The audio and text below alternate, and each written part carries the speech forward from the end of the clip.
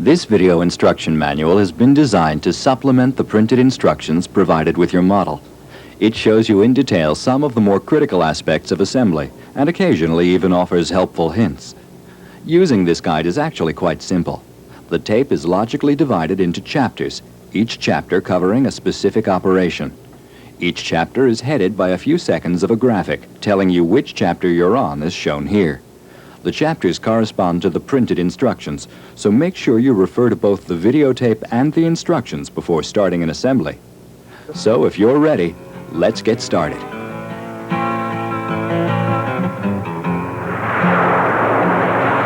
Once again with the tide, she slips her lines, turns her head and comes away.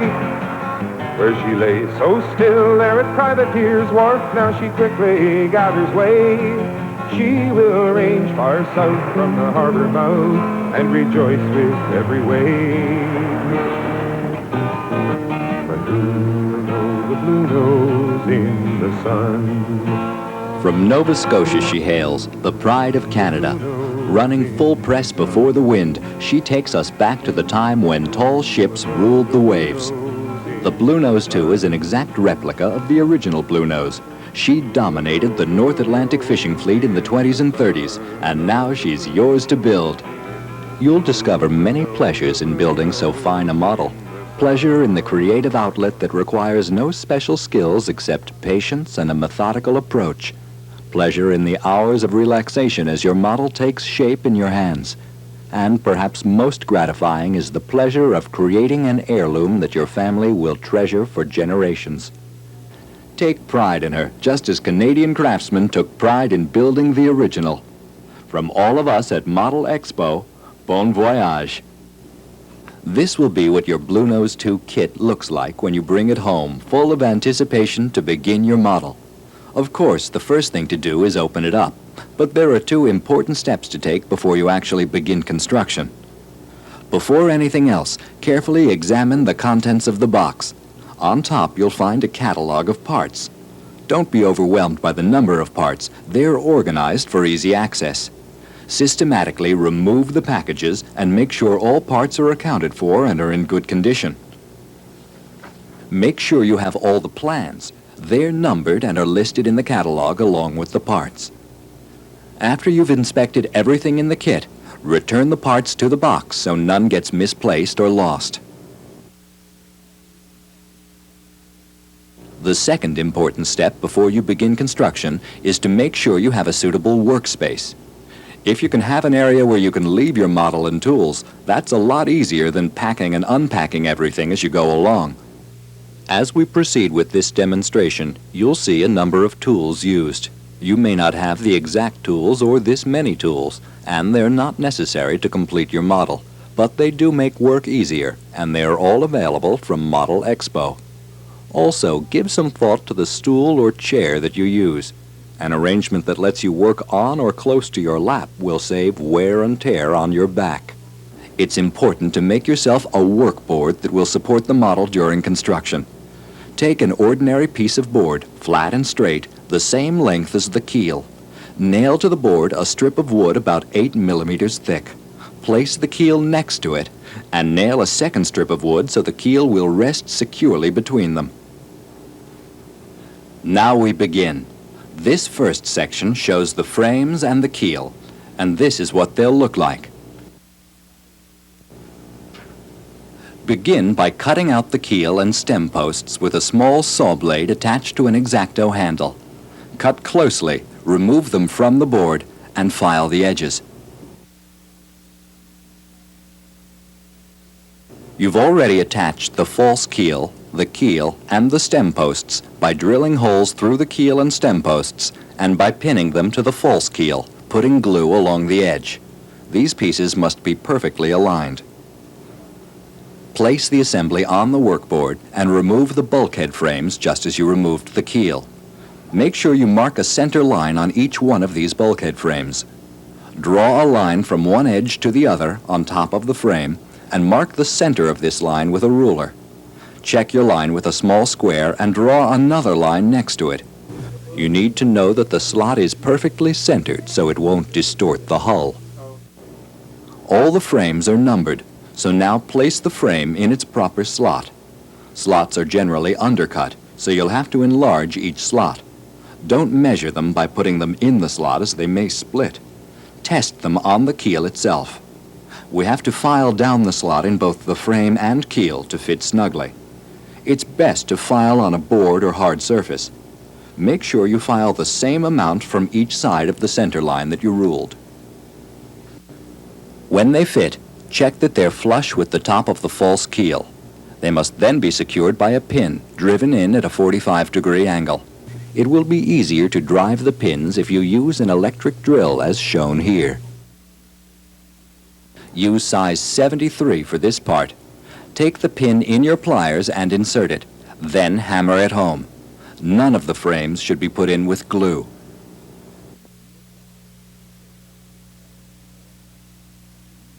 The next step is installing the deck. Again, measuring is very important.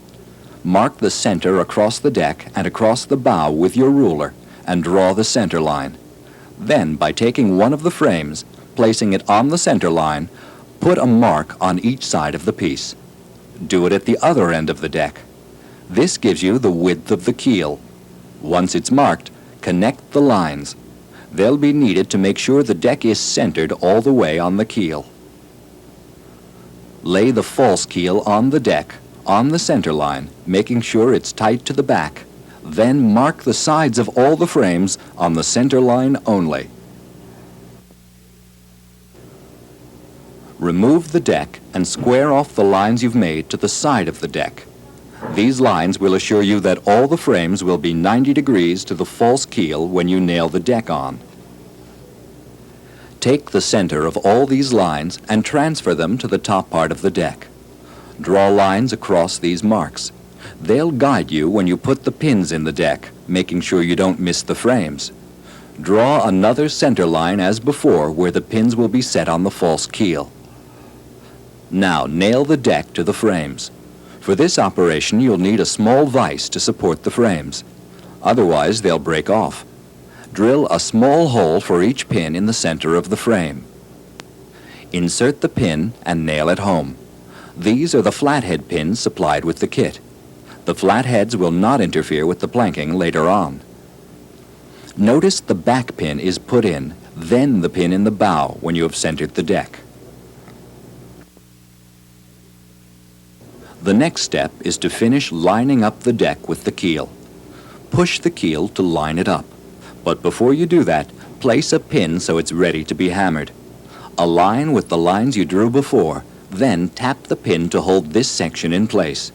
Return the model to the vise to finish up the center pins. Now you have to nail the frames. Each must be lined up. Drill your holes, one close to the center line and one near the edge. 2 will be enough for the job. Put the pins in and put the model back in the vise. Center the frame to the lines you drew on the deck. Nail the pins and finish all the frames. Go back to the package and take out the mast supports. Each has a designated spot on both sides of the false keel. One will be on the foremast, a second between frames number 8 and 9, and a third between numbers 5 and 6. The last frame to go on is frame number 14. This one is tricky because it's set up on an angle and the frame has to be filed down on top and bottom where it touches frame 13 and the edge of the deck. Once it's contoured, you can nail it in place. You'll notice that this frame is wider than the deck. It will have to be cut off. Mark the lines now, but do not make the cut yet. Now you must check the alignment of all the frames. You take 2 temporary strips from the first planking package and pin them starting from the bow. If there are hollows or bumps, you know the frames are not even. Now you can trim frame 14 with an X-Acto saw until it's flush with the frame and deck.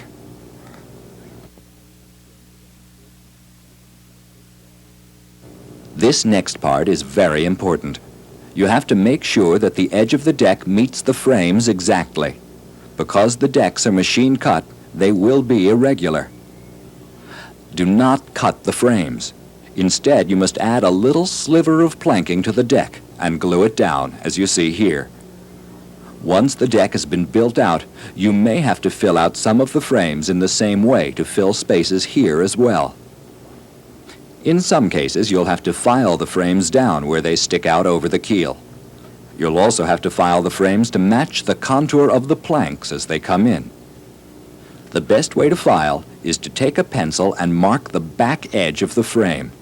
As you file, do not remove this edge. It's vital to keep the contour of the frames. When you finish, it will look like this, smooth and even, keeping a straight line with the temporary planks in the contour of the hull. Congratulations! The first stage is complete.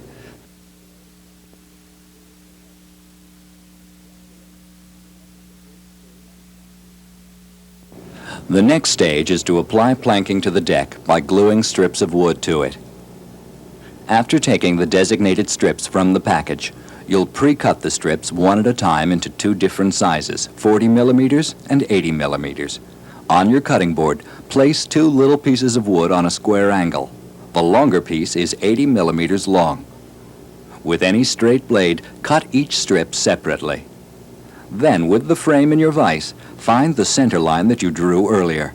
Starting with an 80 millimeter strip at the back of the deck by the stern, place the plank down and mark the end of it on the deck. Then take the square and mark a line across the deck. Here's why.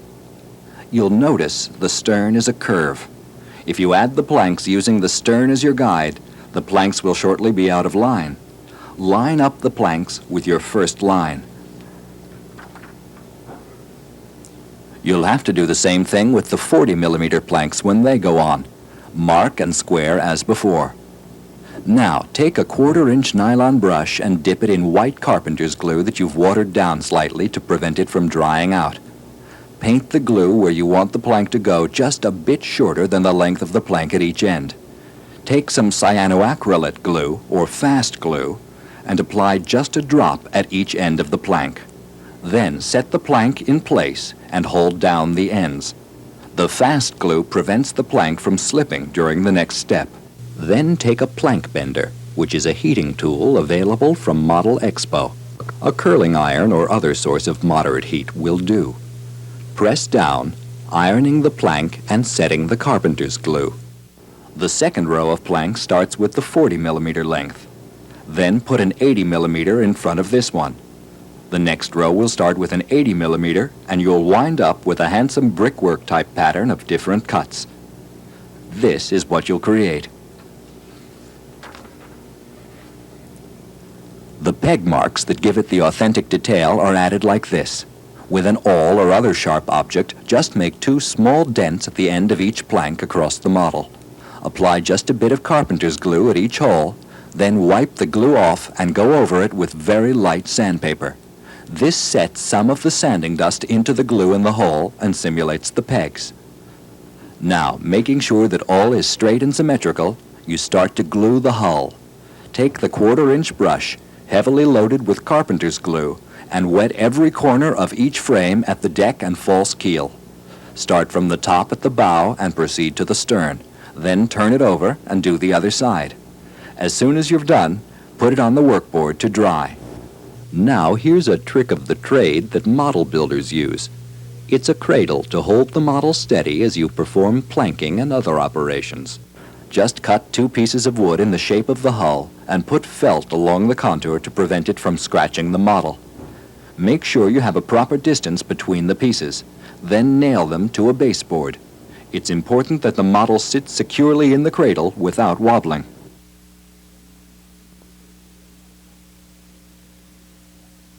You're ready for the next operation, which is planking the hull. The sequence of steps here is important, but not difficult if you stay in sequence. The first plank, which you see already attached here, will go 5 or 6 millimeters below the edge of the deck. Just mark with a ruler each frame 6 millimeters down. You need to mark these lines because the bulwark will be applied later in this space. The first plank is measured from the bow and cut so it has the same contour as the stem post. Mark the position of each frame on the plank. At these marks on the plank, drill holes for the pins.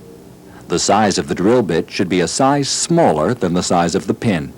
This will prevent a swelling in the plank, which could interfere with its lying straight against the other planks.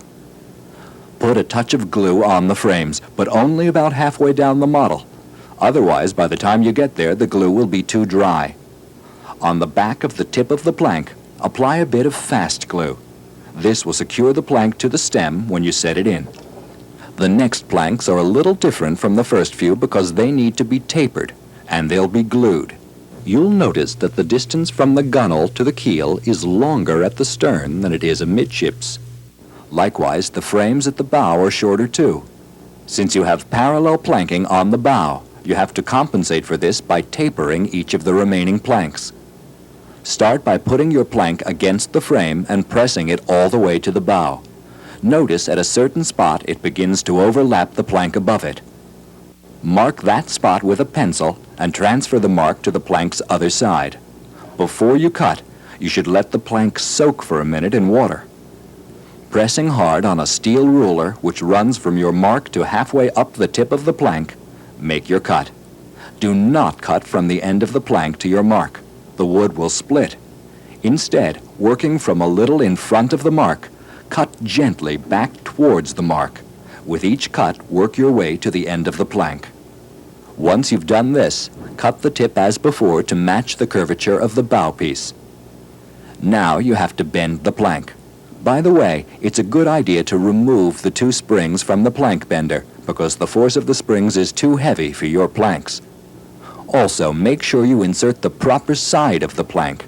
Gently move it 1/4 of an inch at a time until you achieve the proper curve for the hull. Check it against the hull and correct the curve. Then mark the frame's location all the way down. The plank will end beyond the edge of frame 14. Don't cut it yet. Wait till you have it pinned. Now drill the holes for all the pins this time. Put the pins in, but nail them in only halfway. Later you'll take them out because they'll only get in the way of sanding and because you can use them over again. In this operation, you'll use 2 types of glue at the same time. First, carpenter's glue on the frames, then the same glue at the top edge of the plank above the pins. This will secure the plank to the one above it. Next, you take fast glue and put it along the tip of the plank. This will secure the plank against the bow. Hold it for 15 seconds so it sets. Then set your pin in. Use the plank bender to secure the position. Now put the fast glue in the dry area between the pins on top of the plank and push it against the plank above. Now nail the pin in halfway. By using this method, you eliminate the need for clamps. To make sure the planks are flush with each other, iron it down with the plank bender. You'll continue with this procedure all the way to the stern. If done properly, the seam should be invisible. And this is what the finished planking looks like. Notice that all the planks are tapered. It's important that the last plank should end in this area. It's also vital that this last plank be parallel to the keel, and tapering the planks is not enough to compensate for the different measures between the stern and amidships. To keep these planks parallel, you have to install what we call steelers. They're slivers you can take from the leftover pieces you made when tapering the planks. Insert them where needed as you go along. You'll definitely need one between the last 2 planks. The next step is to sand the planks with a sanding block and then very fine sandpaper. When this is done, you must apply a coat of modeling paste which you can get in an art supply store. This must be applied with a 1/2-inch nylon brush. Starting at the bow, paint it on, putting down a very thin coat. This is a very tough material and too much will ruin the finish of the hull. The paste seals the wood and prevents the glue for the next layer of planks from soaking in. You must wash your brush immediately or the drying paste will ruin it. When this is dry, take some steel wool and smooth it out one more time. It should be as smooth as an eggshell, and if you've done it well, it should take very little time.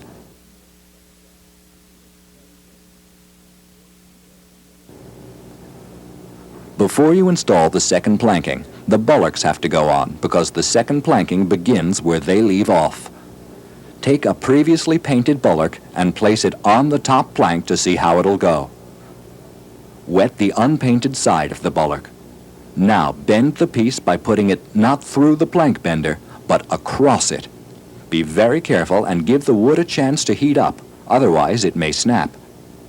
Check it against the hull for the proper curve. The bow section is more critical than the rest of it. It goes on very much like the planks. Mark the frames on the top plank. Then mark the adjacent spots on the bulwark. Next, drill the holes for the pins toward the bottom of the bulwark because they have to go in the frames here. After inserting the pins, apply carpenter's glue to the frames and on the edge of the deck. The front part gets a dab of fast glue. Then you nail the first pin in place, again only halfway. Heat it till the glue sets. As you glue and nail the rest of this plank, drive your nails at an angle toward the bottom of the ship. Also notice how close to the bottom of this plank they are. If the bulwark has a buckle in it or is not flush, just drive an extra pin. The bulwark requires 3 planks, and there's a trick to lining them up straight. Starting at the bow, the top plank runs to a point where the bulwark juts up above it. At this point, you'll have to measure to keep the plank in line with the deck. With your finger as a guide, run your pencil from this point to the end of the model. You don't have to taper this plank because you can cut the end to match later. Using carpenter's glue, paint a line from halfway down the ship to the bow. If your glue is stiff, just add a few drops of water to it. Then add a bit of fast glue to the end and place it on the bulwark. Now, set the plank along the edge of the bulwark and heat. If it buckles, clamp it with a clothespin, not an alligator clip, because the clip will dent the wood. Continue gluing along the bulwark and set the plank along the line you made just a minute ago. If the plank gives you trouble, use the heater. The heat evaporates the water in the glue. Before you put down the end of this plank, add a touch of fast glue to the tip. Do the other planks the same way. And now see how it will look. These bulwark planks have to go on the outside of the stern badge. The stern badge should be applied and planked before you do the exterior planking. The stern badge is found in the kit. Don't try to push it out of the plate. You may split it. It's best to cut it out with a chisel. Normally this piece is a little wide, so you'll have to cut it from both sides so as not to spoil the curvature. Glue it in place with 2 pins on the bottom and a little glue inside the bulwark. Then plank it.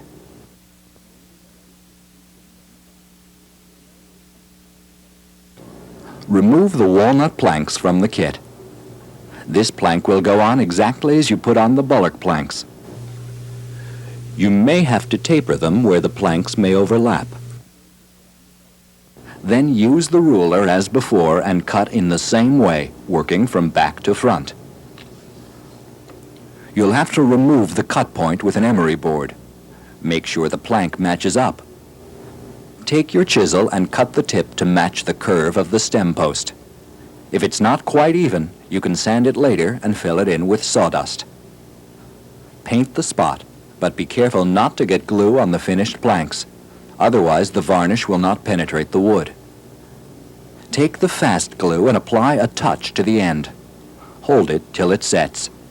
Push it against the plank above. Go over it with the plank bender. If you do a good job here, you won't have to sand it later. Continue to the end of the plank, leaving a dry spot on the end where you'll apply the fast glue. Run the plank bender over the end of the plank, pushing it down, making it easier to trim the plank. These stern bed planks should be put on first in order for the side planks to cover them at the edge. Sand them down to a perfectly smooth joint. Continue as before, making sure you add steelers and keep the last plank parallel to the keel. Notice the subtle difference in the shade of the planks, a very desirable effect.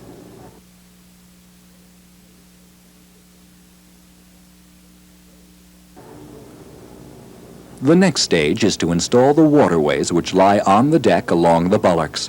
Refer to your plans and see how it will lie. This strip needs to be bent, but not like the others. This one will be bent sideways. Put it in water to soak. Then take the workboard and put 2 pins in it, about 4 inches apart. Take the plank and put it down with 1 pin in front, 1 in back. By bending it towards you, you give it the right shape. If the strip pops up, just bend the pin over it. Now apply heat to it. Notice how the wood dries under the iron, setting the fibers.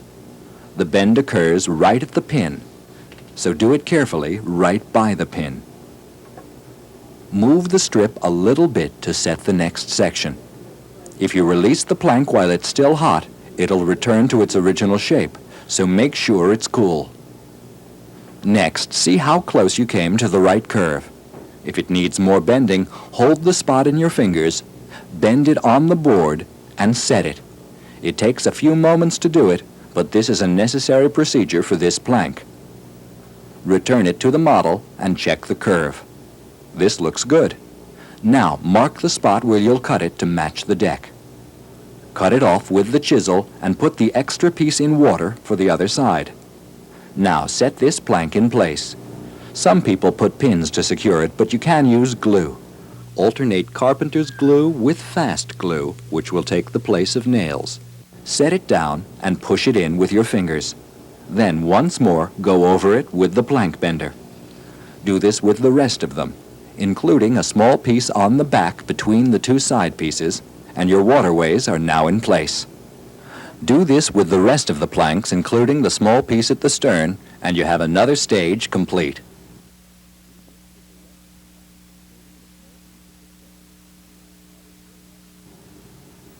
The next step is installing the bulwark timber heads or stanchions. There are 70 of them, 35 on each side, and it's easiest to use a compass here measuring from the plans. Return to the bulwark and gently mark the stanchion positions, starting from the stern. Sand it before you begin, then place it on top of the waterway and mark the back of it to get the right height. Cut it exactly on the mark. Next, take tweezers and apply a tiny bit of fast glue on the back of it. Put on the timber heads and secure them with tweezers or a clip. After the timber heads are attached, use a small file and file them even with the bulwark. Put them on and hold the top of the timber heads securely while you file them off, being sure all the timber heads are even so the cap rail will fit squarely on top and even with the other bulwark. Now to install the whales. There are 2 whales on this model. They're described in the plans. The lower whales are made of light wood and the upper whales are made of dark wood. If you are not painting the model, the upper whale would be natural wood, which is the light wood. The bottom whale should be painted black before being applied to the model. The dark wood will go below, the light wood above. If you paint the hull, put the natural one on top and paint the bottom one light blue. Paint only on 2 sides, the bottom and front. The other 2 sides must be left natural so the glue will stick. The procedure for applying the strips is similar to applying the planks. The first strip will be right on the edge above the first plank. To put them on, wet them and bend them. 1 pass with the brush will be enough water to bend the plank with the plank bender. Now that the shape is as it should be, force it in place to be set where it belongs. Not too high, otherwise there won't be room for the scupper holes you will cut later. Apply the carpenter's glue, leaving dry spots where you'll apply the fast glue. Start at the bow and work toward the stern, securing the end with fast glue. Heat as before. Using a chisel, cut the whale about 1/4 of an inch shorter than the hull. The second whale goes on just as the first. Immediately varnish the planks after a gentle sanding. Use a matte varnish applied with a nylon brush. Apply it smoothly and you'll see the varnish bringing out the grain of the wood. Put the brush in water when you're done. If you put a little Vaseline around the rim of the varnish jar, it'll prevent the cover from sticking, and it will seal the jar to prevent the varnish from drying out. After about an hour, the varnish will have dried, and you can rub it down with steel wool. Test with your finger to make sure it's smooth.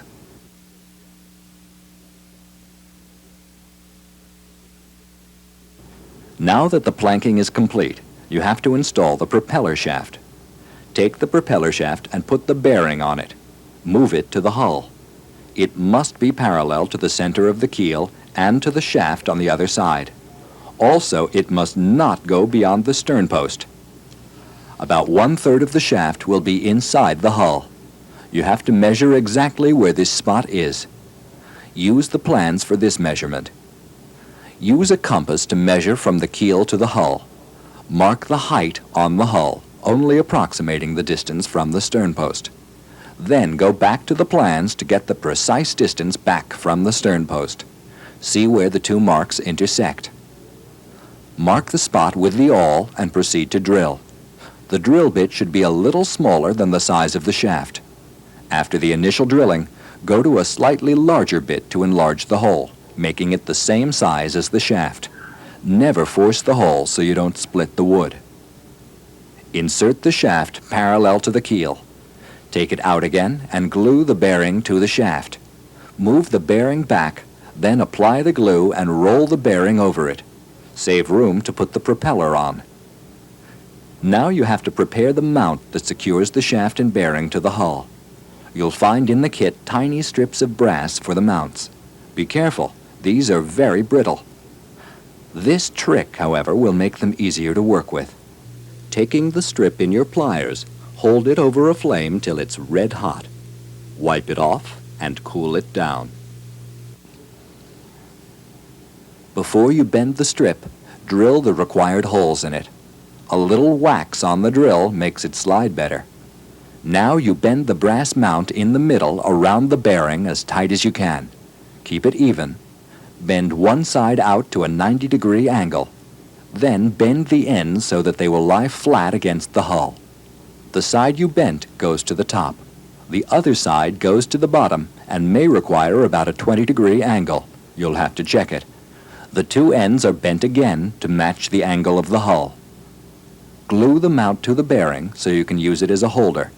Once the glue is set, place the shaft in place. Turning the hull on its side will make your job easier.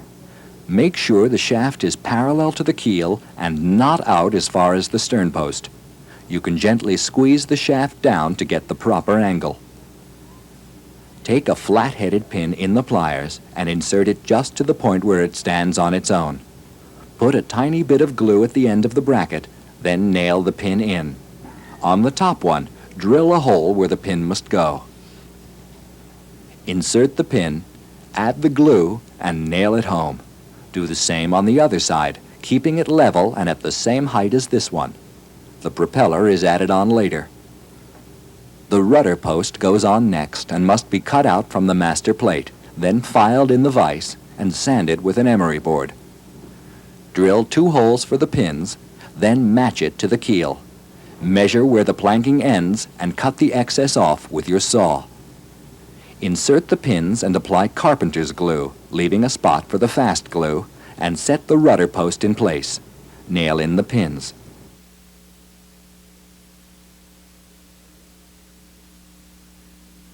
The rudder is next, and you remove and prepare it just as you did the stern post. It goes in this way, the wider portion to the top. You'll have to cut out a section to accommodate the rudder post. Refer to the plans at this point, then mark the rudder and cut with the saw. Leave a little space between the rudder and the rudder post, about 1 millimeter. If the rudder is too long, mark it on the back and cut it. Now they're matched and you're ready to taper the stern side of the rudder. Mark a center line so you taper evenly on each side. Don't overdo it. 1 millimeter should be fine. Sand as usual. Next, you have to make the slots for the hinges. These hinges have special pins and eyelets and will fit over the rudder this way. A second hinge will go on to the rudder post. Starting at a spot about 8 millimeters up from the bottom, divide the length of the rudder into 3 sections. Mark with your compass. These will be the bottom of the slots. Now measure the combined width of the 2 hinges. It's about 8 millimeters, which means the slots will be about 8 millimeters high. Mark it on the rudder. With the compass, mark the other slots. Now you have to mark the depth of the hinge. Put the hinge flush with the rudder and mark it at the back shoulder of all 3 slots. Put it in the vise and cut each slot to the depth you've marked. Then take your chisel or thin-bladed saw to remove the slots. Now measure each hinge as it will sit in the rudder post, because you'll have to cut some of the hinge. Mark the spot where the hinge will go and mark on the hinge the amount you have to cut off. Cut it and set the hinge in place. You'll have to bend the hinge out slightly so it fits on the hull just right. The upper hinge goes on the hull, the lower hinge goes on the rudder. Now take one of the hinge posts from the kit to make sure it fits in the slot. If it doesn't, just file the top of it down. Measure again. Once it fits, put a spot of glue in the long hinge, the one that goes on the rudder, and put the post into it, holding it until it sets. Now put the other hinge on the other end of the post and slide the whole thing onto the rudder at a very slight downward angle. It's a little tricky, but it's the best approach. Now take an alligator clip and secure the hinge in place on the rudder. A very small bit of glue goes on the end of the hinges. After it sets, you drill holes in the rudder, but only a little way in, not deep. Next, take a pin and cut it short, about 2 millimeters from the bottom, and nail it in. Finish this side of the hinge, then the other side. Repeat the process for the other hinges. This is what it will look like when you're finished. Put a tiny bit of glue inside each hinge, then place it on the stem post. The hinges will catch in place.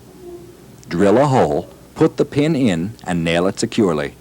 Here we're drilling just one hole, but you must drill all the holes at one time. The result will look like this. The final touch will be to trim off the end of the keel.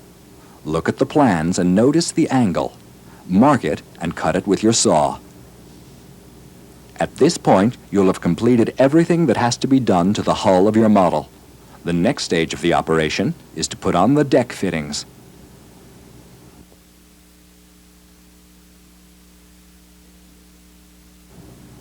The first deck fittings to go on are the deadeyes, but in preparation you have to mark the holes for the mast as the deadeyes line up with the mast.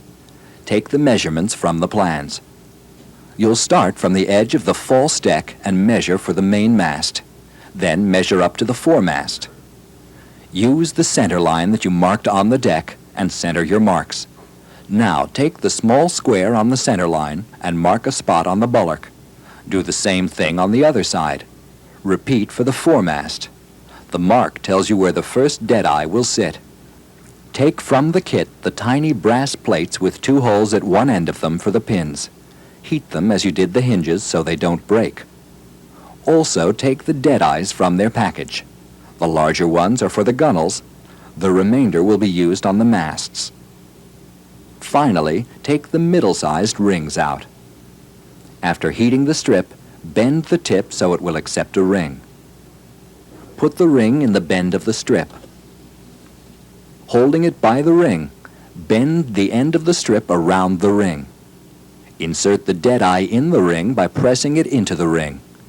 If the ring is a little too wide, cut a tiny bit off the end of the ring. Then replace the deadeye and squeeze the ring around the deadeye. Add a touch of glue. Make sure one of the holes in the deadeye is lined up with the strip. The bottom of the deadeye should be placed above the cap rail. Then bend the strip and mark the bottom of the gunnel.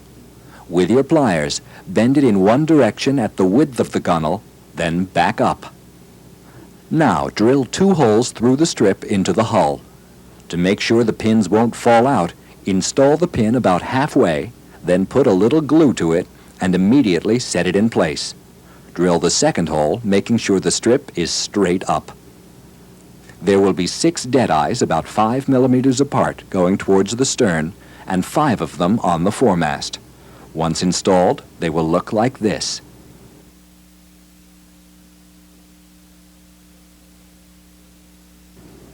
Now you have to drill holes for the mast.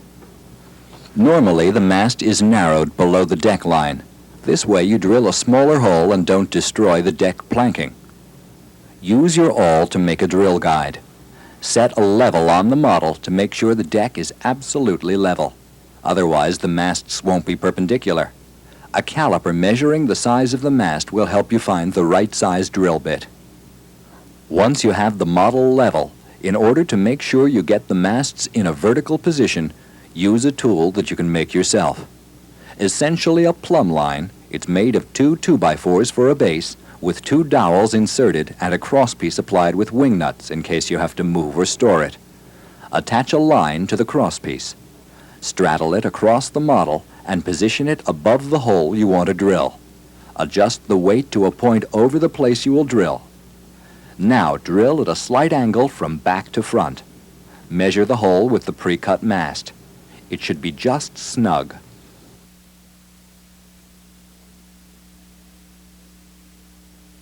Once the holes are drilled, return to the top side of the hull to install the forecastle plate and poop cover. They are pre-cut, but you must remove them from the master plate as you did the stern badge. After cutting them out, sand them and paint them white. Then, by gluing underneath the cap rail, install them. They'll look like this when you're finished.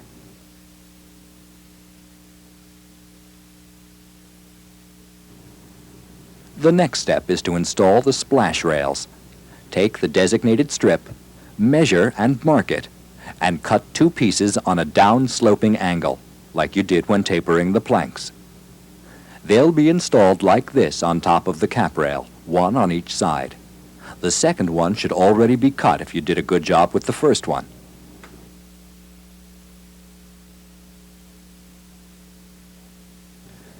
Next, you install the two boards that are going to support the bowsprit.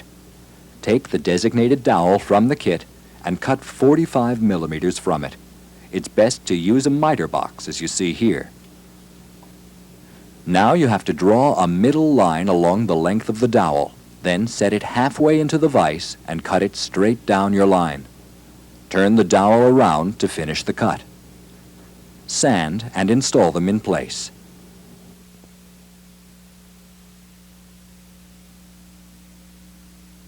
The knight heads are made from two wooden pieces in the kit and a strip of walnut. Take the two medium pieces from the package and put a little glue on the top of the piece. The slot where the walnut crosspiece will go is offset from the middle. The longer section is to the bottom, the shorter section to the top. Put this piece in the miter box for a guide and file an indentation on each of the four sides. Also, sand the top part to make it nice and round. Once these two pieces are made, take a designated walnut strip for the crossbar and insert it into the slot, filing the slot if it's too tight, but it should be snug. Cut this strip 25 millimeters long and round off the ends on all sides.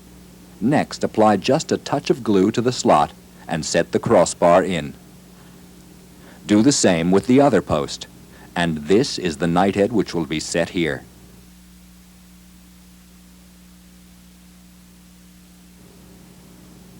The second deck fixture to build is the winch. It's made from the winch housing and two drums, which have to be placed on either side of the housing. So drill holes in the side of the housing using a drill bit the same size as the drum shafts. Once the holes are drilled, glue on the two drums. The completed winch will be applied to the deck later. The companionway is next. It's one of the slanted pre-cut walnut pieces. Make a very smooth surface and plank the walls. The roof part has to be removed from the pre-cut board. You'll see two of them. One is for the other companionway. Be careful to make a clean cut. The slotted piece goes to the front as you set this piece on top. Sand again and put the number on the bottom when you glue. Now you're ready for the door, which goes in the front like this and sits in the slot in the roof. It must be flush with the bottom. The sliding booby hatch goes on top of the roof. Taking a designated strip for the hatch runners, sand it and cut two pieces 15 millimeters each. Sand the tips. Now take the hatch cover and sand it. The longest part goes across the top of the door. Now glue the runners. Make them flush with the front of the hatch cover, even with the sides, and sticking out from the back. Then set the piece on the roof. It will look like this when the entire assembly is complete. Put a tiny hole in the door and cut a pin very short. Press the pin in and hammer it. Let it stick out just a bit, and that becomes your doorknob.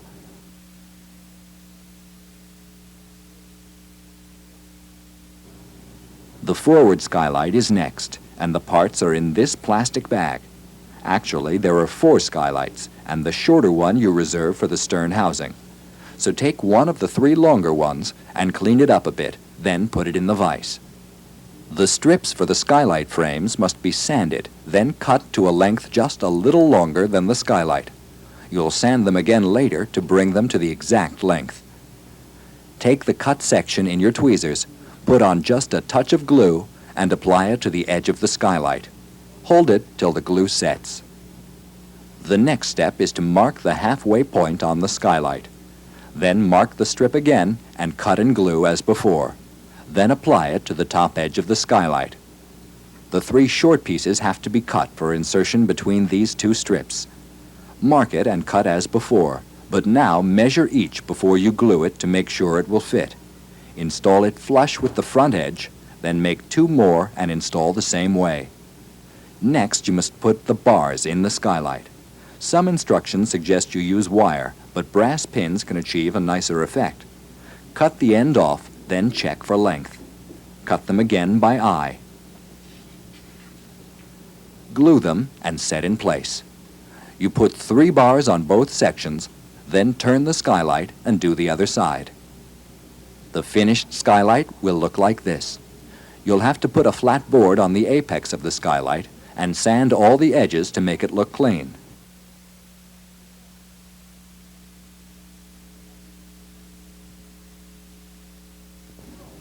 The next step is the pre-cut forward deck house. The instructions don't require it, but if you plank it with walnut hull planks, it gives an authentic look. It will look like this. You have to insert the portholes, 2 in the long section of housing, 1 on the short side. Divide the long section into 3 equal parts with your compass, the short section into 2 parts. Mark the spots with your awl, and then drill using a bit the same size as the portholes. Check to make sure the holes are big enough. Now put a little glue on the eyelet and set it in the hole. Next, remove the roof from the plate and set the house on the roof, not the roof on the house. In this way we can see that the roof is centered. Paint carpenter's glue on the roof with a few dabs of fast glue. Center the house and press. An added touch is to add deck strips onto the top of the roof. Use the same procedure as you used on the deck. You'll add 2 more skylights, just like the other one, plus a little box which you have to build now. It's made from one of the short skylight pieces. Instead of frames and bars across it, you'll put a cover like a roof on it. It will look like this. The companionway and door are done just as the previous one.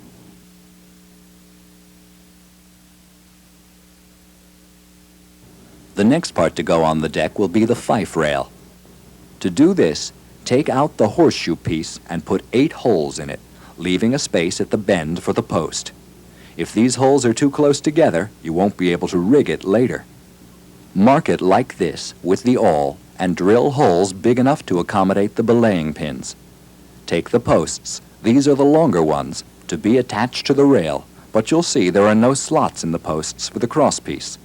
So line up the 2 posts side by side and put them in the vise about halfway down. Mark where the slots are on the back of the posts.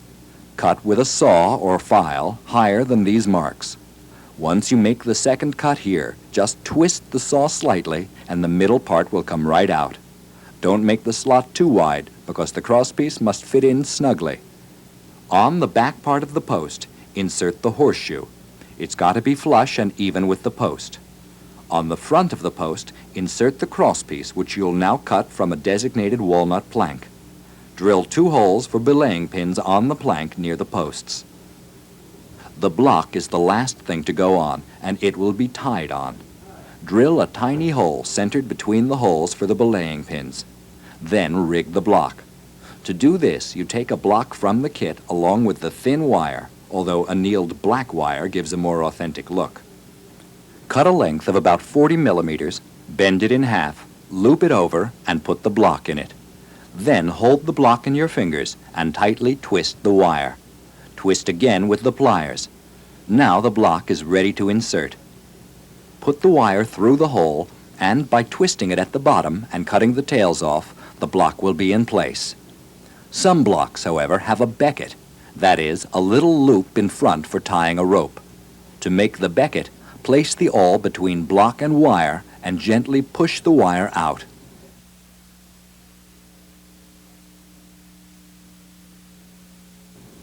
The next fixture to go on the deck is the main cabin, which is not pre-cut. You'll have to build it. On it will be the companionways and the small skylight, all done as before. In addition, you assemble 2 racks from designated strips and apply small hooks for tying line. These racks will hold the float barrels, which you should paint beforehand and glue on. Then you'll tie wire across it. Because of the shape of the deck, the main cabin walls, called the cabin bulkheads, will be different sizes. Take the designated strip and measure 80 millimeters twice for the cabin sides, 56 millimeters for the front, and 46 millimeters for the back wall. Cut these in the miter box. Since these pieces will be set at an angle, you should slightly taper the inside at each end, about 10 to 15 degrees. There are 7 portholes to put in as before. Then you're ready to assemble. Put the roofing down with the inside up. Use it to guide the pieces together. Do not glue the side to the roof at this time. Use the 2 kinds of glue as usual. As you hold the front and sides together, make sure they don't stick to the board and make sure they're flush with each other. Once this has set, glue on the back piece, flush and flat. Now gently lift it and glue the top edge with the 2 glues alternating. Center it perfectly on the roof. The railings and stanchions are the last pieces to add to this cabin assembly. The kit comes with wire for the rail, but as the wire is often curved or bent, you may wish to install brass rods available from your hobby store. You'll drill holes the same size as the stanchions into the roof where it covers the bulkhead. You don't want the stanchions showing through. Mark with your compass the spot for the first stanchion, then mark the succeeding spots. Indent with your awl, making sure the mark is over the bulkhead, and drill the holes. Now, take the thick wire and straighten it with a little trick. Put the end in the vise and tie it tightly, then stretch it. Now cut a piece and measure off what you want. Then bend one end down and measure to the right length. Put the stanchions on and then bend down the other end. You put the stanchions on now because as you glue them into the roof holes, the holes in the stanchion are extremely hard to match up, and it's tough to get your wire through these without bending. Now you put the posts in, putting a little glue on them one at a time and inserting. Then add a tiny bit more glue into the holes. It looks like this.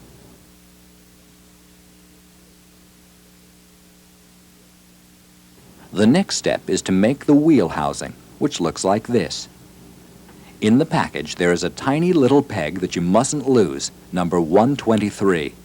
Now take hold of the wheel and enlarge the center hole with your awl or drill so that this peg can go through. Take out the wheel housing and check the height and position of the wheel. You can add 2 tiny strips of walnut to make the wheel fit better. With the awl again, make a hole in the center near the top to take the peg and drill slightly. Put the peg through the wheel and dab with fast glue and insert it in the housing. This part will also look better if you plank it.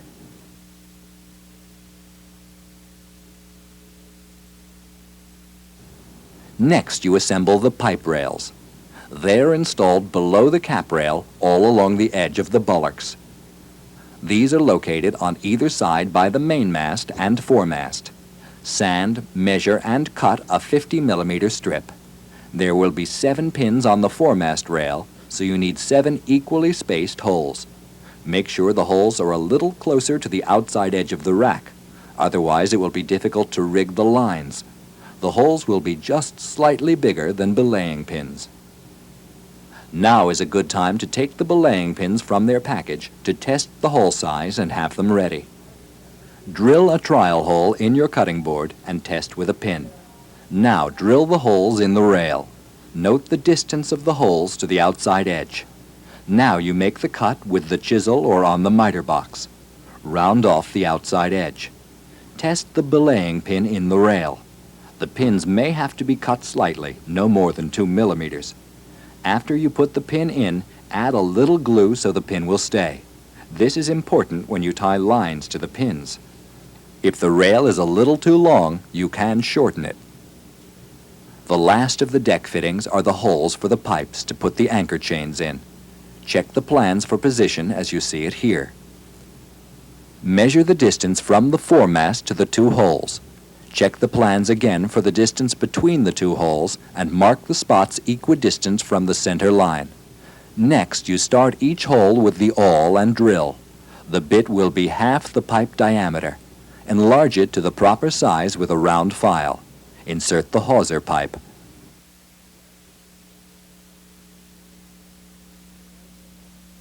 Before installing all these pieces on the deck, decide whether you want to paint the model as on the cover or leave it the natural wood. If you want to paint it, you don't have to put on a second planking. If you do want to paint it, now is the time. First, you mark the water line. Take into account the fact that the bow of this boat floats higher than the stern. These pedestals, the one under the bow 12 millimeters higher than the one under the stern, will give you the proper angle. Then, when you mark the water line, the angle will be accounted for. You keep the model level by placing it in the workboard and putting a ruler across the middle. You measure off the distance on each side, making it equal. Secure the model. This tool is a waterline marker that you can buy from Model Expo or make. It's a base, an upright, and a piece that slides up and down on a butterfly bolt. The top piece has a pen attached to it. Now get the angle from bow to stern. A spacer under the workboard raises the bow and you're ready to run your marker along the hull. Remove the model from the stand and take some thin line tape and mask on top of the waterline as you see here being pulled off. Then paint the bottom part. If you know that you're going to paint your model, you can save time by painting the hull before you put the whales on. Put tape at the top part of the blue streak. Then paint the red and blue at the same time. Or you can put tape exactly on the edge of the red paint and over the blue mark. Now you paint the midnight blue part. Do not apply tape to paint that's been dry only a few hours. If you do, the paint will come off when you take the tape off. When the paint's dry, varnish it. Then go over it gently with steel wool. Next comes applying the nameplate and setting on the hawser pipe. That's simply done by just drilling a hole where the anchor chain will be put in and gluing the pipe into it. Now you have to drill and cut the scupper holes. Drill 2 holes, one on each end of the slot you want to cut. Then take your knife and cut across. Sand it down and paint the inside. The very last detail on the hull is the hand railing on the cap rail. It's made of wooden pegs and a strip of brass wire and put together just as you did the rail on the deck house. The difference here is the wooden stanchions, which have to be drilled. They look like belaying pins. Use a 1/2 millimeter drill so you don't split the pins. Put the pin in the vise gently, indent with the awl, and drill. It looks like this.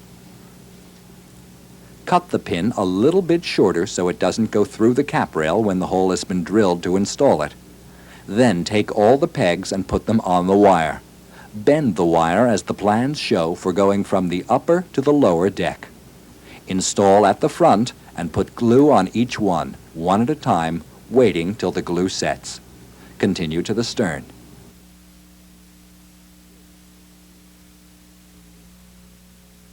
Now you're ready for the next stage of assembly, which is the masts. Here you can see a mast completely rigged. We'll demonstrate with the main mast. The first thing to do is taper the dowels, which is done most easily on a lathe, but can be done with a file. Taper the top to about half the diameter of the base. Remember, you must completely rig the mast with sail, boom, gaff, everything, before you put it in place. It's much easier to assemble on the workboard than on the model. Next, you step down the mast to the size of the hole that you've drilled on the deck. Once you've done this, insert the wooden rings on it. If they're too tight, file them with a round file on the inside. Then varnish the mast and smooth with steel wool before continuing. Pre-paint the topmast. Find the pre-cut trestle trees and cross trees in the package, along with the cheeks which support them. Sand them down, making sure you have a long one for the front and a short one for the back. Pre-paint them. A double hole will be cut at the end of each crosspiece for the stay. With the trestle tree and cross tree glued together, take a set of cheeks from the package and install them on the trestle trees. If the slots are too tight, sand them open. Mark the center of the two cross trees. Then make a mark on each side of the center line which will center these trees on the mast. You'll measure from the plans how far down the mast this assembly will go. Put the mast in the vise and put the top of the cheek on the mark. Gently flatten the mast for a better surface to glue the cheek to. Turn the mast and mark where the other cheek will go. Flatten this spot as well. Put the mast in the vise at the exact spot where the cheeks will go with the flat area out. Put fast glue on the cheek and set it on. Turn and do the other one. If you position the mast properly in the vise, you can rest the cheeks on the vise itself and they'll be even. A clothespin clamps them till they set. The trestle tree goes on next, on the cheeks and parallel with them, the back part touching the mast. Put a little glue on top of the cheek and against the mast. The back slot of the trestle tree is parallel with the back of the mast. Now do the other side the same way. Make sure they're straight and parallel to each other. Look from the front to check by eye. You can always reattach them with a little more glue. Make sure you give the glue on these pieces enough time to set properly. Now indent with the awl, then drill the holes in the cross tree at each end. One hole is for the deadeye, about 10 millimeters from the end, and the other is for the stay, about 4 millimeters from the end. Install them. The center mark falls between the two trestle trees. Add a little glue, then insert the cross tree in place. This is what it will look like. Next, you install the topmast. It goes in here and is held on the top by the cap. Find the cap and enlarge the holes. The short one goes on the mainmast, the long one on the foremast. The long one goes on the front because a light goes on it. We're doing the mainmast here, so we'll use the short one. Take the mainmast out of the vise and put the block in it to enlarge the holes with your round file. Make sure you file all the way around to keep it perfectly round. Check it because you don't want it too loose. When it's big enough for the top of the mainmast, carefully measure against the plans to find out how far into this block the topmast will sit. Then file as you did the mainmast. Don't use the drill because that will crack the piece. Put the mast back in the vise with the forepart facing you. That's the part with the longer part of the cheek. Slip the block and topmast onto the mainmast and look from the top to make sure the block is parallel to the cheek.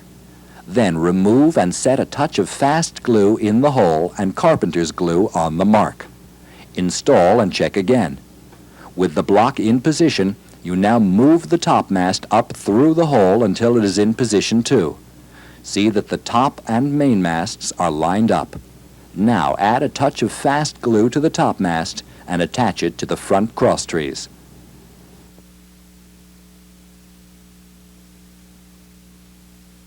Now that the two masts are assembled, you have to follow the next procedure precisely. Don't attempt it without studying your instructions and having them handy for reference.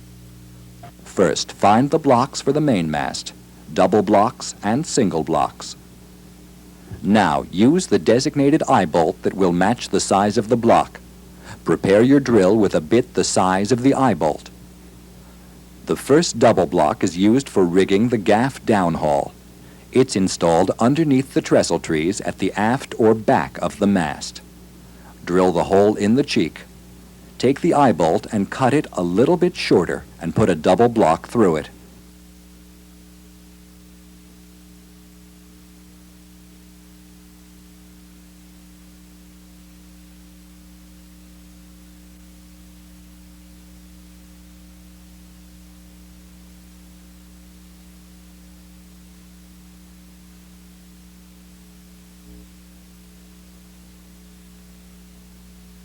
Hold the block and eye bolt together, twist it a few times with the pliers, then trim the end off.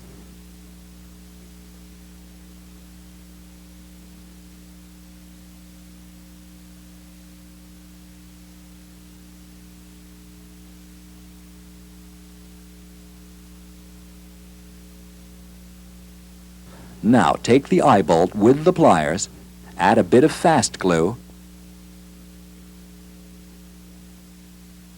and insert it in the hole.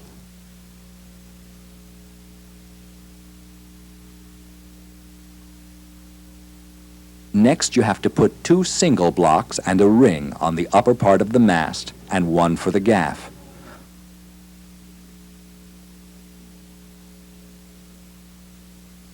Put the holes where you want the blocks in and assemble as you did with the previous block.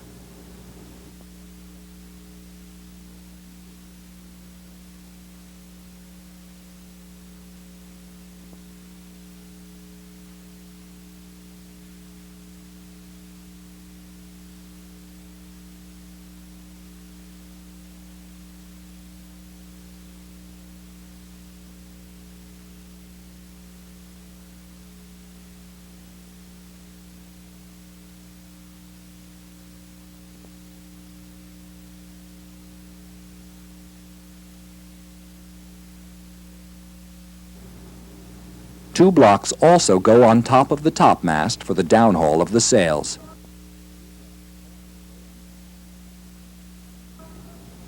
Wrap the assembled blocks around the topmast and tie it very snugly.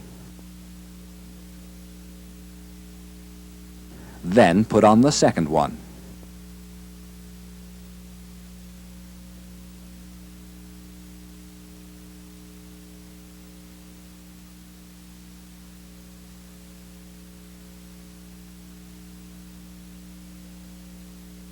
Once these are installed, the deadeyes go on for the top shrouds. To do this, take 2 small deadeyes and wire them as you did the blocks. Twist the wire and trim the tail off.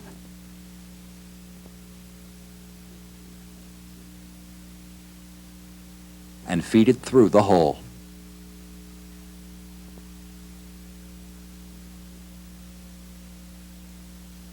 Next, take your awl or a steel pin and put it underneath and wrap the wire around the pin at least twice.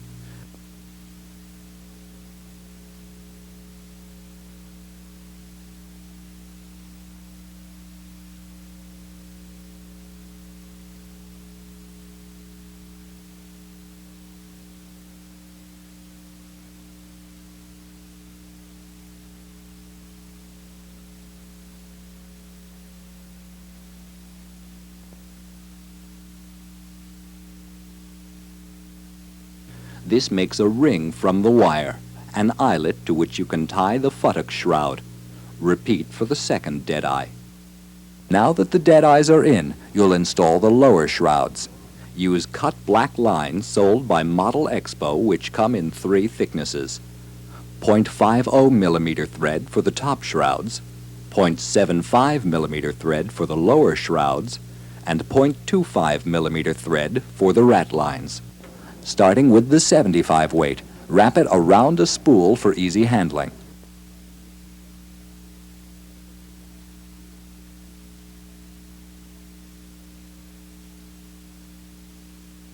Then wax the line well. Put the mast in place temporarily and measure off the length you'll need. Make the line 50 or 60 millimeters longer than the straight length for wrapping around the deadeyes. Then, before cutting, Double the length of line for the length of 2 shrouds, one on each side. And because there are to be 6 shrouds on each side, take 6 times the doubled length. Cut in the middle of the 6 loops that you're now holding. Cut again at the other end. Now you have 6 pieces, each one of which will make 2 shrouds.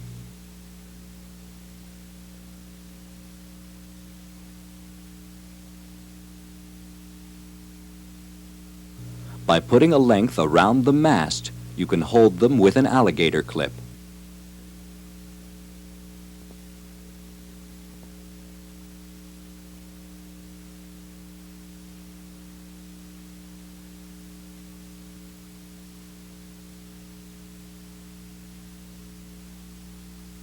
Take a length of the thin 0.25 millimeter thread and tie an overhand knot in the 2 shrouds.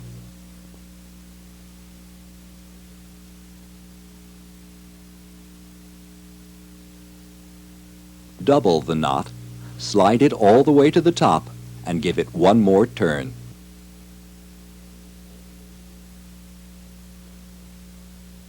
Trim the knot.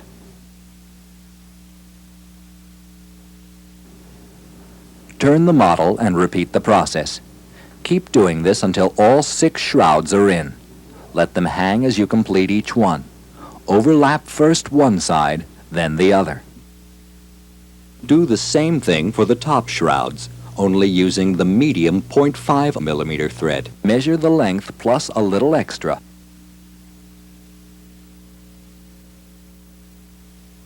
Double them up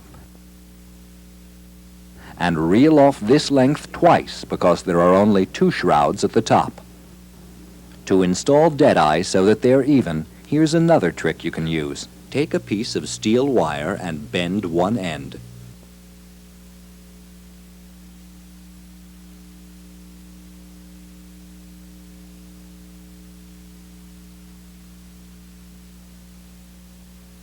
Then, at a length about 3 times the diameter of the deadeye you're going to install, bend the wire again. It will look like a staple.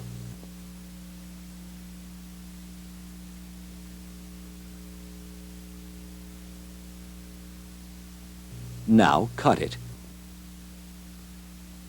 Take a deadeye from the box, insert the pin in one of the holes, and then insert the pin on the bottom hole of the deadeye that's in the block.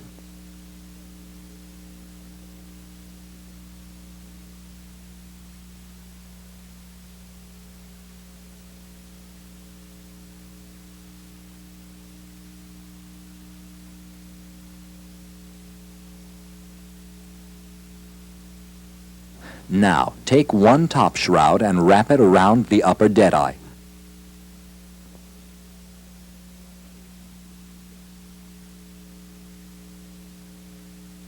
Secure it with a clip. Next, take thin 0.25 millimeter thread and tie a double knot, leaving a tail on the right side. Snug the knot to the deadeye and tie 4 half hitches around the shroud.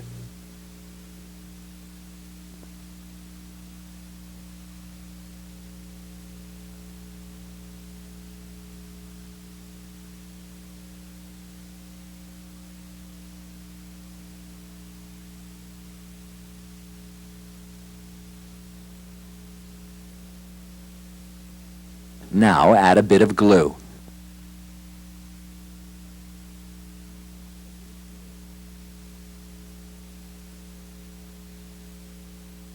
Next, take a needle threader. Insert it in the left-hand hole of the top deadeye from front to back. Then pull the thread through.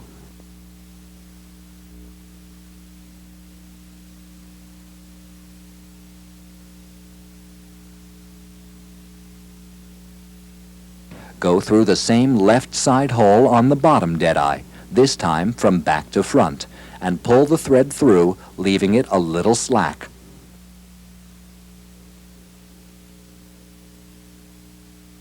Go to the middle lower hole in the top deadeye, from the front to the back as before.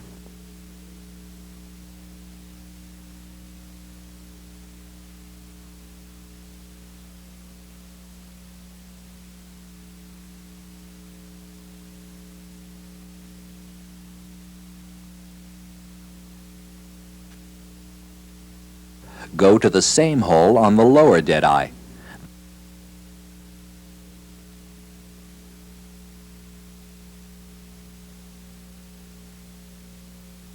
Then go up to the third hole in the top deadeye. Put the threader in back to front again and pull through.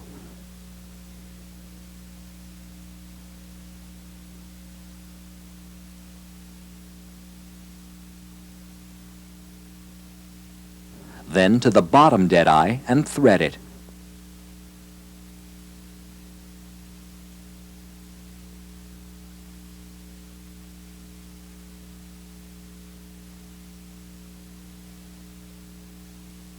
Now snug it all up and put a half hitch above the deadeye with a little touch of glue.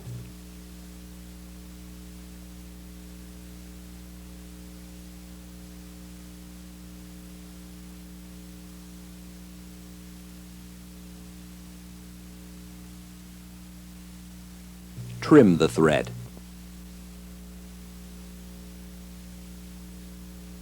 Remove the clip. Repeat the same operation on the other shroud. The rat lines are the next thing to install. They go across the shrouds for the sailors to climb on. Take the 25 weight line and make an overhand knot on the left shroud. Then make an overhand knot on the other shroud. Repeat the process up the shrouds. Be careful to space the rat lines evenly and don't pull them too tight. Otherwise, the shrouds will be pulled together. All the rat lines above and below go in the same way. Go all the way to the top, and when you're done, paint the knots with thinned carpenter's glue. After the glue is dry, trim the tails. Now that you've finished all the shrouds and rat lines, you have to install the boom and the gaff. You'll have to cut a slot in the boom for the gaff throat, which you'll measure and mark, then cut with a saw as you've done before. Once the slot is cut, drill 2 holes at the base of the cut, then remove the cut piece and clean up the slot. Now check how well the throat piece fits in the slot. Put a few drops of fast glue to the throat piece and put in the slot, clamping them until the glue sets. Next, drill 2 holes for the rope that will hold the boom to the mast. Also file down the throat piece so it makes an even join with the boom. With this ready, it's time to install the blocks necessary to rig the boom. Place the boom in position at the right height. Measure the spot on the boom where it will meet the block on the stern. Take a pre-rigged double block and wrap it as you've wrapped other blocks, making sure it's on the bottom of the boom. A single block will go at the end of the boom. But first you have to put a small ferrule at the tip, which is made from a small brass strip. You'll have to heat the brass as before for easy bending. This has to be wrapped around the boom with fingers, then pliers. Cut off the excess and add a dab of glue. Slip it over the end and let it dry. Now the block can be wrapped around the tip of the boom at the top, unlike the other block which was placed on the bottom. When the boom blocks are in place, you will install the rings. These are the medium-sized rings in the kit, and there are 8 of them for the boom. You can put these on before you put the blocks on, or simply twist them to slip them on and twist them back into shape. 2 of these rings go inside the main block. Now it's time to attach the sails. They are marked on a cloth in your kit. Sew a hem around the edges of the sails. Then you have to sew a rope around the edge, leaving small loops at the corners. You will put an eyelet in here for tying the sails on.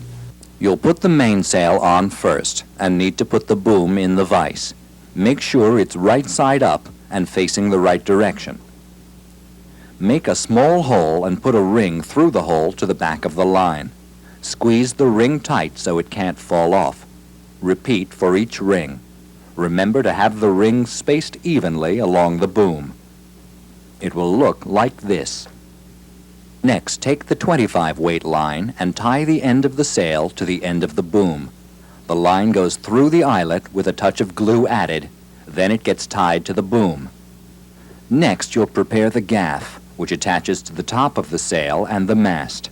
It requires 2 lifts where 2 blocks will go and 4 single blocks in all.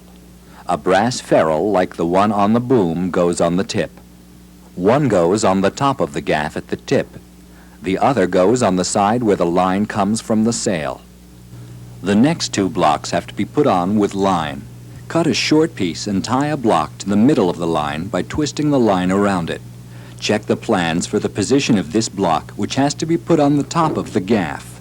Use an overhand knot and secure it with a dab of glue. Put another overhand knot in front of it and one more touch of glue. The second one goes on the same way, and this is how they will look. Install the gaff to the sail just as you did with the boom. Now that the rings are in place, free the blocks. This is how the sail will set, so now it's time to put the rings and sail on the back of the mast. First, get the shrouds out of the way. Then, enlarge the jaws so the boom fits the mast. And push the sails as far as possible to the inner end. Now check for fit. Now put the first ring through this edge of the sail and then around the mast, closing it tightly. The distance between rings is very important because that determines how the sail will furl on the mast. Check the plans to make sure. Next, you'll install the boom on the mast. Using the needle threader, you feed a length of 50-weight line through the hole in the boom throat, bottom to top. Turn the mast and feed the line through the other hole, also bottom to top. Then at the back of the mast, lower the boom to the upper wooden ring and tie a double overhand knot. Add the usual touch of glue. Make sure the gaff throat will fit on the lower mast. Then repeat the previous process. As soon as these yards are in place, arrange one fold for each ring between the boom and the gaff. Set the gaff on top of the boom and hold it there with a clothespin. Tie the sail together with 25-weight line with a double overhand knot. Leave some line hanging down for authenticity. Tie the end as well. You have to put in another block for the lift in the gaff throat before you can rig the gaff and boom to the mast. A double block goes in here. Insert an eye bolt in the block as before. Add glue and put it in the hole. Now measure a line that runs from this block to the other lift block below the crosstree. Take 4 lengths of this line and tie one end to the front becket of the top block and add a touch of glue.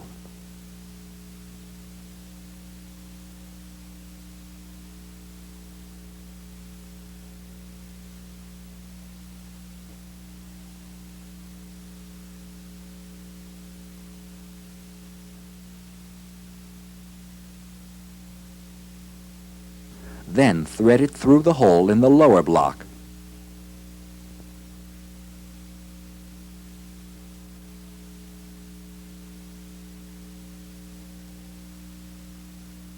Tug, then again to the middle hole of the top block, from back to front.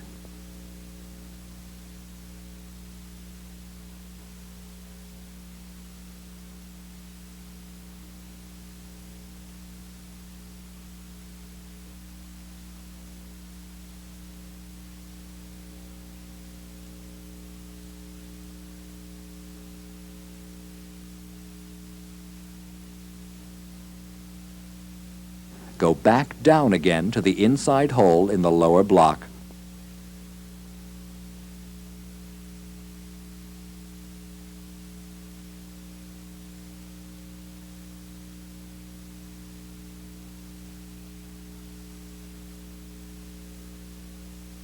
Then up to the last hole on the top block. From there it gets rigged to the belaying pin after the mast is installed.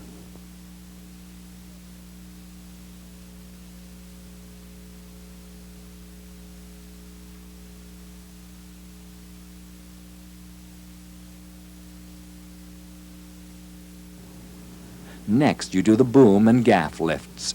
Start by putting an eye hook in a hole that you drill up here and tie your line to it.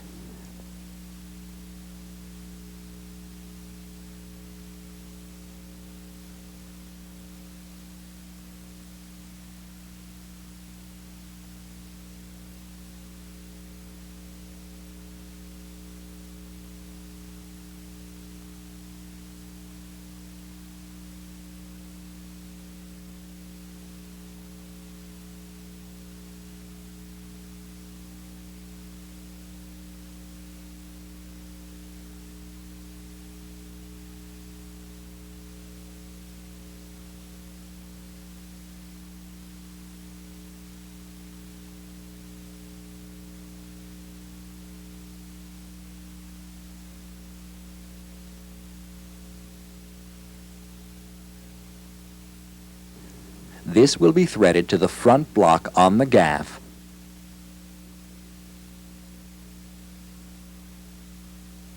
Then back to the second block,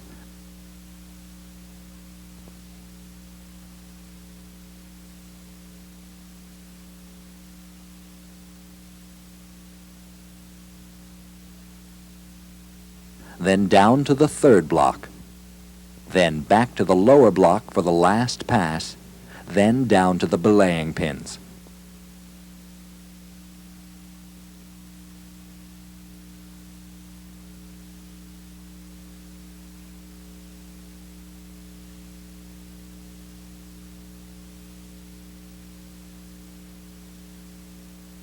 Now pull the boom in place, and you have the boom and the sails set. Next comes the skysail. You can see it's cut at the bottom to go around the mast. It will be laid through that top block.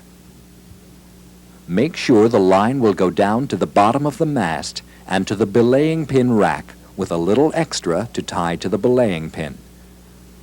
Tie the line to the top of the sail this time, feed it through the block, and lift it to the block.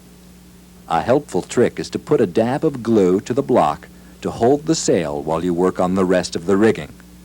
This line will go down to the belaying pin later.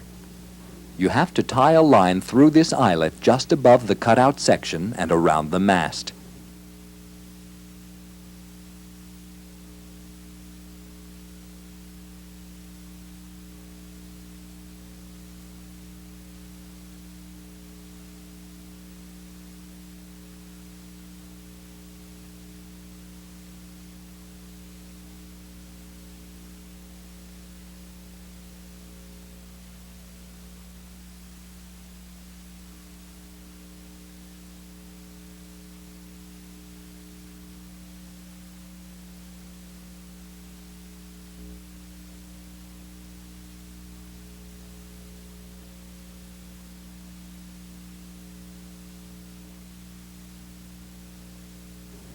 Next, you tie the bottom of the sail here, running through the eyelet and tying below the cheeks.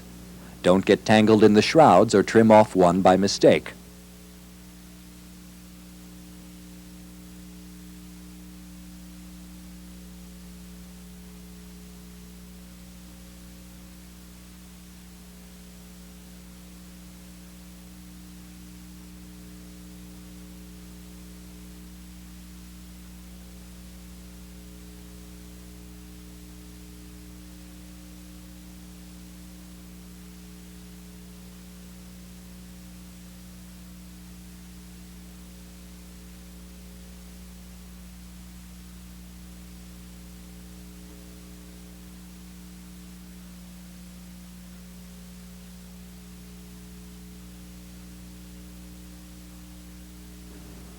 The next line runs from the sail to the block at the end of the gaff,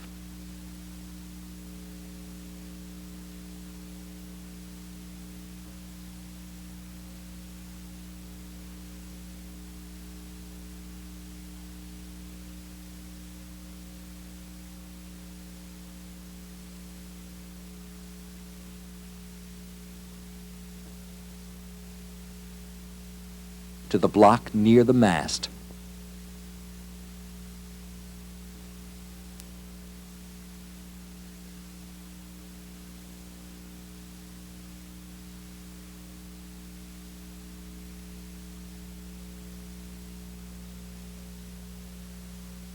Then to the belaying pin.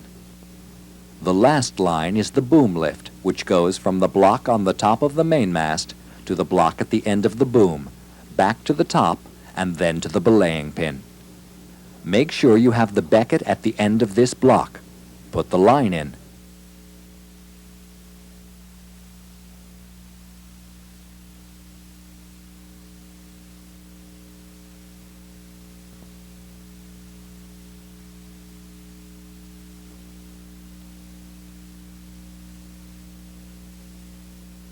If you're in a tight spot, make a slip knot instead of an overhand knot.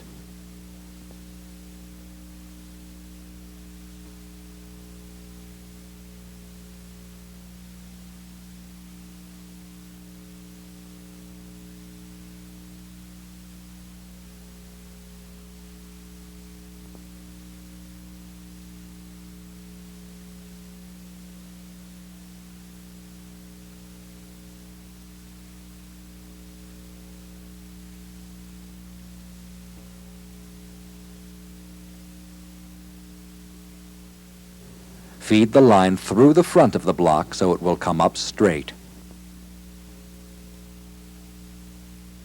Then go back to the bottom of the upper block so it can come straight down to the deck.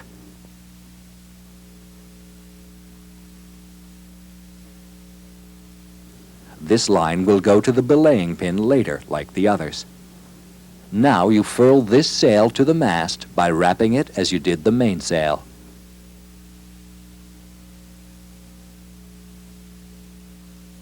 Finally, the mast is ready to be installed in the deck. Use your plumb line and make sure this mast is lined up with the foremast. Put a little glue all around the stem of the mast and around the bottom of the ring. Insert it and hold it there till it's firm. Now rig the 6 shrouds. Start with the left one, making sure that they're not tangled. Put the others to the back. These shrouds will be rigged in the same way as the shrouds above. Then you'll do the rat lines just as you did above, except that these will be closer together. After that, you'll paint the rat lines. Also, you have to put a piece of wood across the bottom to make the shroud rack. Once this is done, you can run the foretop shrouds and tie them to the shrouds themselves. Tie one on each side with a 50-weight line.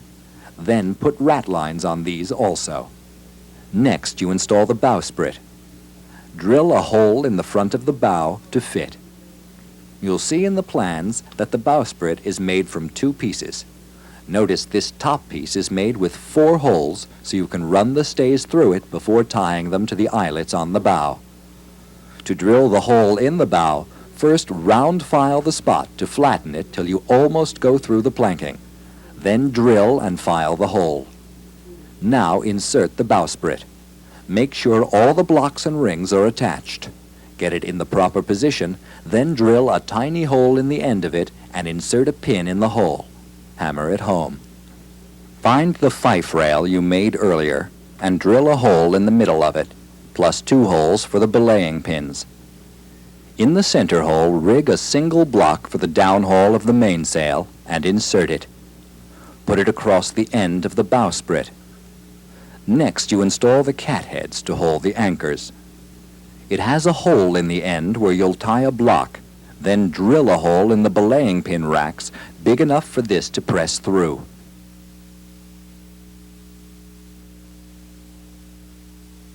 Now it's time to install the deck fittings. The plans will show where everything goes, but be aware of one thing. The deck house will rock because it doesn't yet follow the curve of the deck. Here's a trick to round off the front and back of the deck house. Use sandpaper with a glued back, or pin down 4 corners of a regular sheet of sandpaper. Then rub the deck house back and forth across it until you get the proper surface. First, mark the front and the center line of the deck house, so you know you'll achieve the right symmetry. Glue with carpenter's glue, alternating with fast glue, and stick it down. A navigator light now has to go to the top of the foremast, and 2 on the shrouds. Finally, you can see from this finished model how the bowsprit is rigged. There are 3 stays to be rigged here. These 2 are 0.75 millimeter thread. The front one will be 0.50 millimeter thread, the same size as the topmast shrouds. They are tied to 2 eyelets on the bowsprit that you will have put in already. The back one goes to an eyelet in front of the cathead at the back of the bowsprit. This stay will be hooked to the eyelet and to above the trestle tree. The middle stay will be hooked on above the cap and brought down to the inboard eyelet that you have put on the bowsprit. The top stay will be hooked above the 2 blocks on the foremast and run down to the bowsprit. The chains that go to the side of the ship will run from 2 eyelets under the bowsprit to a brass cleat and ring that you put on the side. The 2 middle chains come to 2 eye bolts on the bow piece. The sails are rigged like this. Each stay has a single block installed aft of it. The cathead block is the 3rd downhaul for the jib. The sails will be hooked around the stays with small rings like the masts and boom. The line from the top of the sail will run up to the block on the topmast, then down to the belaying pin rack. It's the same for all these sails. Below, these sails are rigged through the blocks in the jibs to the belaying pin rack on the breastplate of the model. Next, you install this stay that comes to a double block and ring through a purchase. These lines are called a purchase. Originating from the top of the mainmast above the blocks, this stay runs through the outboard holes on the crosstree, then down to the purchase. The boom supports are among the last things to go on. Make one by inserting half a ring through the ball on the top of the stand. Put a little fast glue on the bottom and place them on the designated wooden stand. The support on the foremast boom is a little taller and will support it. A purchase is tied on the end of the boom between the pipe rail block and the boom block. It will lead to the belaying pin and be tied there. The anchors are simply rigged with two double blocks. The purchase will go to a belaying pin in the rack. There's a ring on the end of the anchor attaching the block and the chain. The chain goes through the hawse pipe. The anchor, too, is attached to the ring. It will get a dab of glue and be set on the cap rail.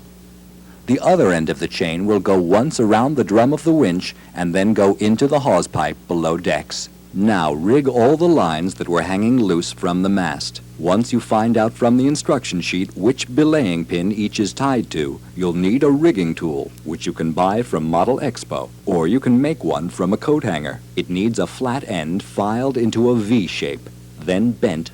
Take the line below the boom and direct it to the belaying pin.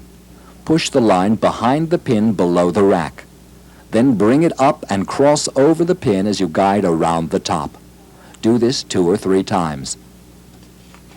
On the final pass, just twist the thread so you put a final loop around the pin. Pull it snug and add a touch of glue. All the lines will be rigged to a designated spot. They are described by number in the instructions. 2 air vents are then installed in position. Also install the cleats, which are made from the same material as the railings. Glue a short brass rod to it, then put it in a hole in the deck. A couple of eye bolts and rings are easily installed on the deck. Now it's safe to put the propellers on because there's little chance of their being broken. The fishing boats, pre-painted white, yellow, or orange, will go on racks that you install after the model is placed in its stand.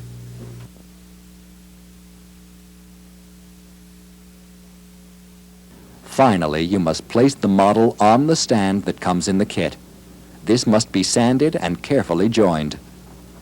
Varnish the stand and attach the 2 slotted posts. Cut a small angle into the posts with your file. Then, taking your saw, cut them to the right height on a 12-degree angle. It's slanted back, the front one about 12 millimeters higher than the back one. Drill a hole in it and insert a brass pin that's longer than the hole. The top of the pin goes into the keel. The bottom part goes into the base. Have your holes drilled beforehand and make sure the post is at the right angle.